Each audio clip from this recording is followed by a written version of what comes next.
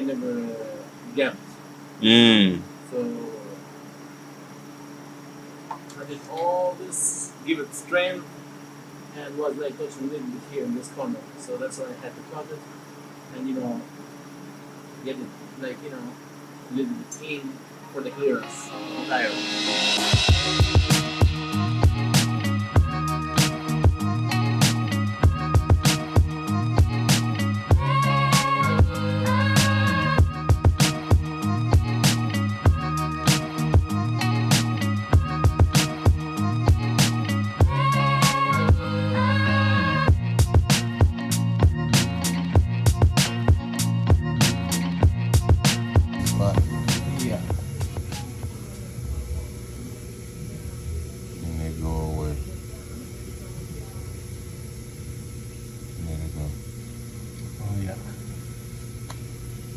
So what happened right there, Red? Tell the adoring fans, why do we have spots like a Dalmatian and a million spots right there? Yeah, what happened is, when they apply the primer to the bundle, they then put enough primer to cover all these, like small pinholes. So and those spots right there are actually pinholes. Yeah, like small pinholes, yeah. And that's what the purpose of primer is for, to cover and fill stuff like that. Yes, exactly, yeah. So why would they ain't put enough? Why wouldn't they put more? I don't know. I mean, everybody's trying to, go fast. Yeah, go fast and eliminate as much as they can of, material and stuff like this, and don't spend too much time. But then plus they didn't send it right, all the way down like smooth, so just they was that quick sand and painted. Of course, this imperfection, how they call it, imperfection is gonna show up, after the fact. After the effect, especially, and, when you put the clear. Yes, exactly. Yeah. Right here too, look. It's like a little, it's like pillar.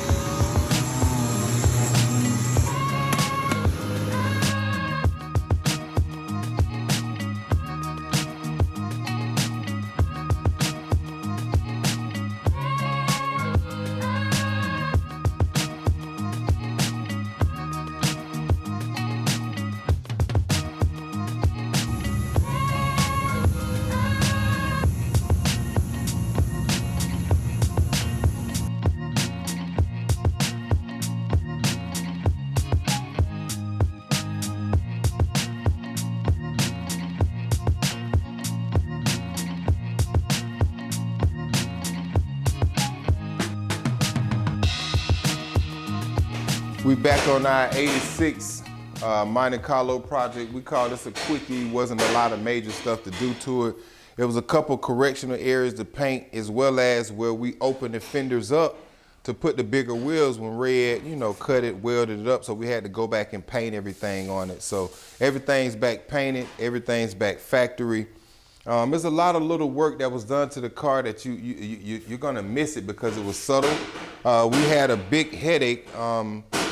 We showed you in the video the gas line that was actually coming out. On these older cars, the gas line runs into the frame channel here, and then it comes out up front to where it normally connects to your mechanical fuel pump. Well, when you do an LS swap, you don't necessarily have to go through there because you're gonna hook it to your regulator at the back of the block. So when you cut the frame open to accept the bigger wheel, now it was a gas line here. So we had to remove the gas line, get it out the way. So now when Red welds it back up, the sparks is not, flinking on the gas line. So everything's back out of the way now. Now we can go ahead and finish. The other 3 corners have already been boxed in, welded up, and reinforced with new metal. This is the last one because we had to get the gas line out the way. But we did get the paint work done. Now Red can get in, finish that one corner up, And then now we just to the mechanical aspect, adjusting the ride height in the front. We need to bring the ride height in the front up for the clearance of the wheels. And we need to bleed the brake and connect the new brakes to the old braking system. And the customer will be ready to go. I believe he's gonna raffle this car off, so you guys stay tuned to that. We'll give you details for all of the GBODY fans of America. This car should be raffled off, but you can see the metal here welded up. You know, all of this was open, so this was welded up, reinforced on the inside and then welded up. And then we had to paint it, you know, with a little off black. Now the last thing we got to do is take these brake calipers off, paint them yellow, and then it'll be ready.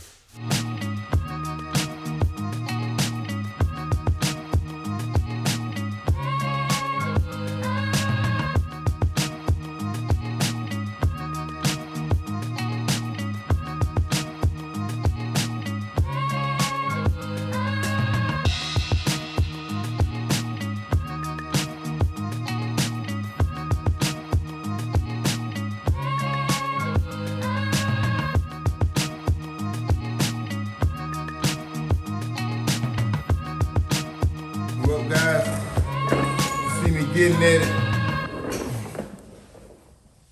with these coilovers and all of the mock-up, getting everything built for those guys that's been watching the channel since we've been doing this Monte Carlo. The calibers aren't the color that we want to paint it, so we finished it, coming close to finishing this car up, so we got to get the coilovers off. The bolt that holds the caliber in is actually in the way of the coilover. So we just drop these down, get them off, paint them, put them back on, and then get the coilovers back up.